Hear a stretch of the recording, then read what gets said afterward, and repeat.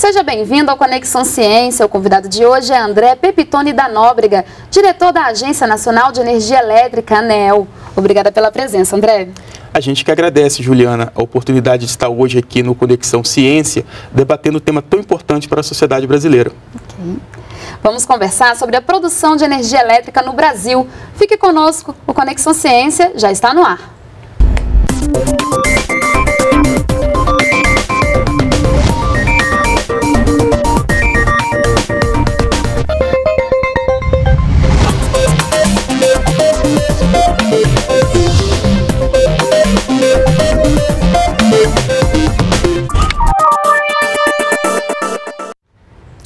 No momento em que o uso e o abastecimento de energia é cada vez mais relevante para a sustentabilidade do setor elétrico brasileiro, o debate sobre o tema se torna mais necessário.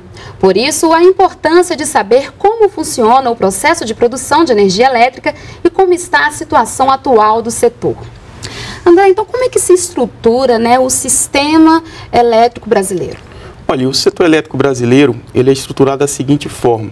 Nós temos o órgão que estabelece as diretrizes do setor elétrico. Esse órgão é o Comitê de Energia Elétrica. Ele é representado pelo Ministério de Minas e Energia. Então, o Ministério de Minas e Energia é que estabelece a política pública a ser seguida no setor de energia.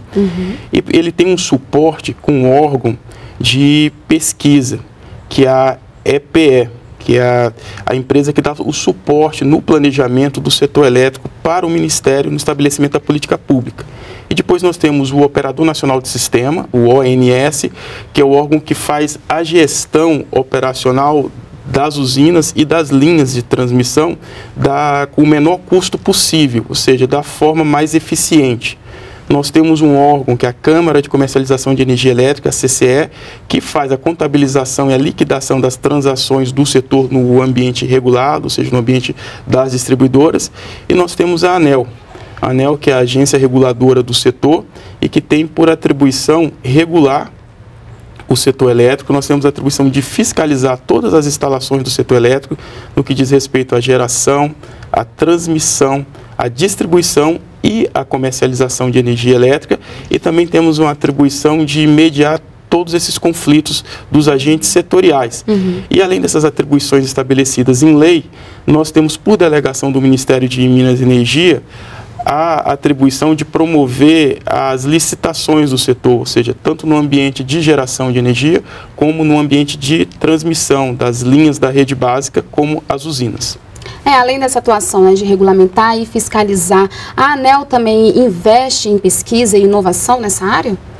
A ANEEL segue uma atribuição no que diz respeito à pesquisa e desenvolvimento e à eficiência energética estabelecida em lei. Então, hoje, o arcabouço legal do Brasil estabelece que 1% das receitas dos agentes que atuam no setor devem ser investidos em pesquisa e desenvolvimento, em P&D. E a ANEEL fiscaliza esse investimento. Então, todos os agentes que atuam no segmento de transmissão, comercialização e geração investem 1%. A exceção é o segmento de distribuição, onde esse número cai para 0,5% para pesquisa e desenvolvimento, mas também é acrescido 0,5% em um item que atribuímos de grande relevância, que é a eficiência energética. Quando se fala em eficiência energética, o que isso significa? Eficiência energética é consumir energia eliminando o desperdício. É a postura do consumidor ou dos próprios agentes setoriais que levem à cultura de eliminação do desperdício. Até nos dias atuais, onde o nosso insumo é de grande valia. Hoje o Brasil tem um parque gerador que é baseado nas hidráulicas. Água é um insumo hoje que deve ser bem aproveitado.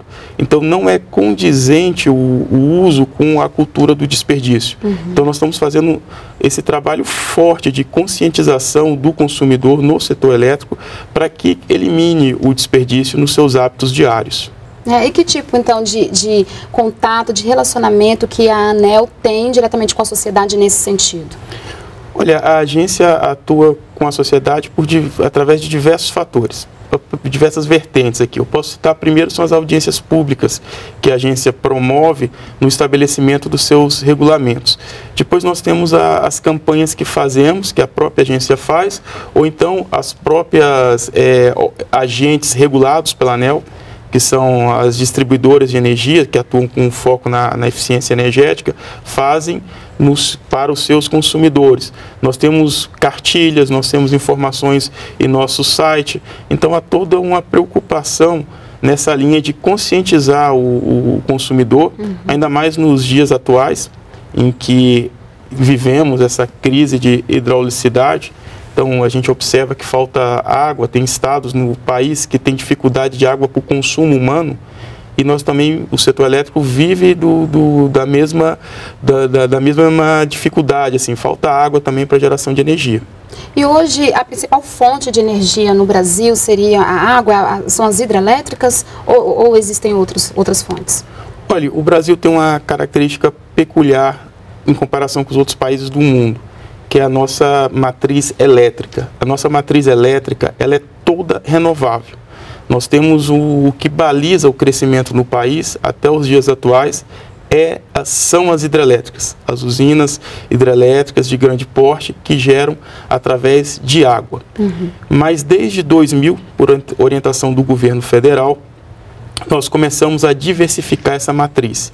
E ela foi diversificada através da introdução das usinas eólicas, das usinas termoelétricas, a biomassa, ou seja, a gente usa o bagaço de cana-de-açúcar para gerar energia, que também é uma geração renovável. Introduzimos também usinas a gás natural. E a partir de 2012 começamos a introduzir no nosso setor elétrico, na nossa matriz elétrica, a fonte solar. E por que esse delay de tempo, se o sol é tão intenso no nosso país? Ou seja, nós temos índices de irradiação que superam em muito a irradiação dos países europeus. Quero dizer que o nosso pior índice de radiação, onde o sol é mais fraco, está lá nos estados do sul, Santa Catarina. Mesmo assim, esse índice é superior ao melhor índice de países como a Alemanha, que tem hoje praticamente 30 mil megawatts instalado de usina solar. E esse delay se deu pelo custo da tecnologia. O Brasil, por ter optado, e até por uma característica física do nosso país, de ter esse potencial hidráulico que passou a ser explorado, então nós temos um parque gerador praticamente todo renovável. E se a gente pega o ano de 2013 de referência, 78% da energia gerada no Brasil em 2013 é oriundo de fontes renováveis. Quando se faz uma comparação com o mundo, o patamar mundial é de 21%. Então a gente observa um viés muito renovável da matriz elétrica brasileira. Isso significa dizer que os produtos fabricados pela indústria nacional, os carros, que temos uma indústria automobilística forte, são produzidos com energia renovável, diferente do que acontece em outros países do mundo. E pelo fato de termos esse expressivo percentual de energia renovável, a questão da energia solar, que também é uma fonte renovável importante, mas ela tinha uma condicionante que era o custo. O custo da geração solar ainda é um pouco alto, mas caiu substancialmente nos últimos 2 anos. Mas lá em 2010 era muito elevado o custo do megawatt que a gente extraía pela tecnologia solar. E como o Brasil já tinha um viés todo renovável, por meio da hidráulica, por meio da eólica e por meio de um combustível que só existe no Brasil para geração de energia elétrica, que é o bagaço de cana-de-açúcar, então o governo optou como política pública aguardar o momento adequado de preço para não onerar demasiadamente a sociedade brasileira. Esse momento aconteceu a partir de 2012, quando a ANEEL, com um regulamento seu, estimulou a geração distribuída, ou seja, aquela energia que é gerada na residência dos consumidores. Os consumidores podem colocar placa de energia em sua residência, injetar essa energia produzida no sistema de distribuição e ao final do mês faz-se uma compensação. O quanto consumiu, o quanto injetou, ele paga-se o remanescente. E se o consumidor tiver crédito, ele carrega esse crédito, como em qualquer programa de milhagem, por 36 meses. Então isso hoje já é uma realidade, a questão da energia solar? É uma realidade. Então nós começamos em 2012 e em 2014, ano passado, em novembro, nós fizemos o primeiro leilão de energia, de usinas de energia solar para atender a demanda das distribuidoras. Então nós temos duas vertentes de expansão da energia solar. O primeiro é na geração distribuída, quando o consumidor gera a sua própria energia, e aqui pode ser o consumidor residencial, o consumidor comercial e também o industrial. E a segunda vertente é a geração solar concentrada, ou seja, é o painel próprio, uma usina para geração de energia, que diante dos preços que passaram a ser competitivos e pelo fato da fonte ser renovável, então em 2014 nós identificamos um momento adequado para então iniciar esse processo de inserção da solar no atendimento à necessidade, à demanda das distribuidoras de energia. Em termos de tecnologia e inovação, quais as ações que estão sendo feitas para aumentar a capacidade de geração de energia aqui no Brasil? Veja, o país ele exige para suportar o seu crescimento a adição de praticamente 7.000 megawatts de potência instalada todo ano. Então, o Brasil é um país que tem uma economia em crescimento e é necessário, também diferente de outros países do mundo, onde só enfrentam o crescimento vegetativo. Eu estive até em Portugal ano passado, numa missão governamental, onde o parque instalado de Portugal é de praticamente 18.200 megawatts e ele é estabilizado, ele fica nesse patamar. O Brasil instala quase meia Portugal todo ano para atender o crescimento do país. Então, nós temos que estar sempre estimulando as fontes. E esse crescimento, ele se dá, sobretudo, pelas hidráulicas. Nós ainda temos um potencial hidráulico grande a ser explorado. O Brasil tem um potencial hidráulico estimado de mais ou menos 260.000 megawatts. Sendo que, se a gente considerar áreas indígenas, área de proteção ambiental, a gente pode explorar, Juliana, com, digamos assim, com certeza, a gente pode contar com 150.000 megawatts. E desses 150.000, metade já foi explorado. Então, ou seja, do nosso potencial, 1/3 já foi explorado, 1/3 está em área de proteção ambiental, área de reserva indígena, então, por essas condições, não pode ser explorado, e o outro 1/3 está por ser explorado. Esse outro 1/3 que está por ser explorado, ele está concentrado na região norte do país. Se a gente observar as outras regiões do país, praticamente nós já esgotamos os potenciais hidráulicos. Mas eles respondem apenas pelo 1/3 de toda a capacidade que temos. Então, a grande fronteira agora de avanço de usinas hidráulicas, das hidrelétricas, vai ocorrer na região norte do país. E já está ocorrendo. Então, nós temos hoje 3 grandes usinas, 3 megas usinas em construção. Temos a usina de Jirau, a usina de Santo Antônio, no Rio Madeira. Santo Antônio com mais ou menos 3.500 megawatts, Jirau um pouquinho maior, com 3.750. E temos o Rio Xingu, com a usina de Belo Monte, que são 11.233 megawatts. E temos ainda a fronteira do Tapajós, que é o que vai passar a ser explorada, onde nós estamos no processo de licenciamento ambiental, realizando todas as oitivas com a sociedade, com as comunidades indígenas, para a construção da usina de São Luís do Tapajós, que é uma usina grande também, com mais ou menos 8.000 megawatts de potência instalada. E ao se indicar essa fronteira na região norte do país, a gente também pode fazer uma constatação. O centro de consumo do país é o sudeste e centro-oeste. Então, isso significa que nós vamos ter que ter forte investimento em linha de transmissão, para trazer esse elétron lá do norte para o centro de consumo do país. Agora, a nossa fronteira, então, além da hidráulica, ela se dá pelas eólicas. As eólicas começaram a ser implantadas no Brasil nos últimos 10 anos. Tivemos primeiro um programa que foi o PROINFA, um programa lá do início da década, em que foi importante para consolidar o avanço da eólica no país. Então, trouxe o mercado, trouxe a indústria, então trouxe condições para a fonte se desenvolver. E, diante disso, o preço dela caiu bastante. E aí a gente observa que, ao longo dos últimos anos, os leilões têm uma forte participação de eólica, que hoje, no país, já tem praticamente 5.000 megawatts em operação, mas nós temos, de contrato assinado, mais de 10.000 megawatts de eólica. Ok, André. Então daqui a pouco nós continuamos a nossa conversa. Ok. Vamos para um rápido intervalo e voltamos já.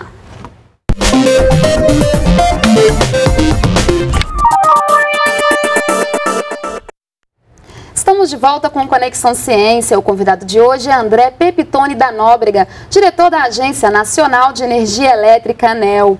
O tema de hoje é produção de energia elétrica. André, qual é o principal gargalo hoje, né, do sistema elétrico do ponto de vista da inovação? Olha, em termos de tecnologia, eu poderia dizer que nós não temos gargalo. As tecnologias que são aplicadas, elas são todas de domínio dos players hoje do setor. Agora, a nossa maior dificuldade é investimento. No que diz respeito à geração, o desafio é essa nova fonte que estamos introduzindo na nossa matriz, que é a fonte solar. Então, esse é o desafio que estamos introduzindo agora. E estamos agora com um plano também, um plano até do ministro Eduardo Braga, que traçou a política pública de a gente implantar fonte solar, painel solar, nos reservatórios das hidrelétricas. Então, nós estamos fazendo um projeto piloto no reservatório da usina de Balbina, lá no norte, no estado do Amazonas, e no reservatório da usina de Sobradinho, que é uma usina da Chesf. Vamos instalar 5.000 megawatts de potência nos dois reservatórios, a título de projeto piloto. Nós vamos ter 5 megawatts, teremos 10 megas para acompanhar. Em caso se mostre exitoso esse projeto, vai ser uma nova fronteira de avanço na prospecção de energia, porque nós teremos a área do reservatório, que é uma área que a atividade econômica é a pesca, ou seja, não existe outra atividade econômica. Então nós poderemos usar 15% dessa área com painel solar. Esse painel, ele é um painel especial que ele não produz sombra no reservatório, então não afeta a fauna nem a vida animal no reservatório, e traz um benefício. Ele permite com que a evaporação diminua substancialmente. Nesse reservatório nós não íamos perder água para evaporação e, sobretudo, estaríamos gerando energia em uma área que não teria mais exercício de atividade econômica. E no que diz respeito à distribuição, esse é o grande desafio, é a qualidade de energia que é fornecida ao consumidor. Então nós temos um programa que chama-se, mundialmente conhecido, já está avançando em diversos países, que chama-se Redes Inteligentes de Energia. O que é a rede inteligente de energia?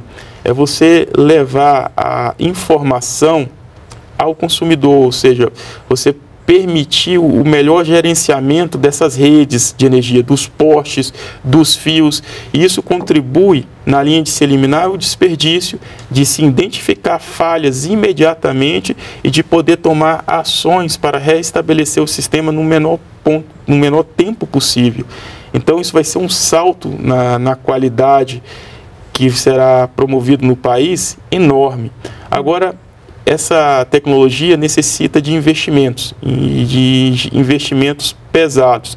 Então, hoje nós estamos vivendo justamente essa discussão, porque a tarifa de energia agora, ela está sendo bastante elevada em função dessa pressão do cenário hidrológico desfavorável que vivemos desde 2011, Sim. onde ele foi se degradando ao longo do tempo, de tal sorte que estamos com todo o nosso parque térmico funcionando, e isso tem um custo, o custo do combustível. A gente revertendo esse cenário hidrológico, voltando às condições normais de produção através da água das nossas usinas hidrelétricas, a gente vai ter chance, então, de avançar com esses investimentos no segmento de distribuição de energia. Ou seja, nós vamos levar a automação, que hoje é tão comum na geração e na transmissão, para a distribuição, ou seja, para a baixa tensão. Falando em tarifa, né, de energia elétrica, por que em algumas regiões a tarifa é mais alta do que em outras localidades? Veja, a tarifa de energia, ela reflete o custo para se distribuir energia numa determinada área de concessão. Nós temos hoje no país 63 distribuidoras de energia, então nós temos 63 áreas de concessão. E cada área, a tarifa ela é calculada de acordo com o custo para levar a energia ao consumidor em uma área de concessão. Então, por isso essa diversidade tarifária. Então a gente pode pegar como exemplo o estado de São Paulo, a capital do São Paulo, que se chama a cidade de São Paulo, que é atendida pela Eletropaulo, que é uma das maiores distribuidoras do país. A gente pega e identifica ali uma área plana, alta concentração de consumidores, então não se tem muito custo, digamos assim, em ativos para levar energia aos consumidores. Estão todos concentrados, então tem um grande consumo e não precisa de muita linha para distribuir. Ao exemplo de um estado como Tocantins, que é um estado grande, onde tem os consumidores bem pulverizados ao longo do estado e nós precisamos de redes elétricas para atender ao consumidor. Então é mais ou menos essa a lógica da diferença de tarifa. Então cada área de concessão, a tarifa reflete o custo para atender os consumidores de cada uma dessas áreas. Você falou também a questão das hidrelétricas, né, que estão sendo construídas. Essas empresas, elas também têm a obrigação de, construindo essas hidrelétricas, também de gerar benefícios para a sociedade ao redor, né? A ANEEL também é responsável pela fiscalização disso? Olha, a questão dos programas de benefício, são oriundos do licenciamento ambiental. Então, é na fase de licenciamento ambiental em que a discussão, que geralmente é promovida pelo IBAMA, ou então pelo órgão ambiental do Estado, caso o empreendimento seja de menor porte e esteja praticamente na área daquele Estado, é que, junto com o empreendedor e a sociedade afetada, é que discute qual vai ser, então, esses programas de compensação ambiental, e que por ele passa a construção de escolas, construção de hospital, alguns melhoramentos que podem ser feitos. Agora, essa é uma relação dos órgãos ambientais com o empreendedor.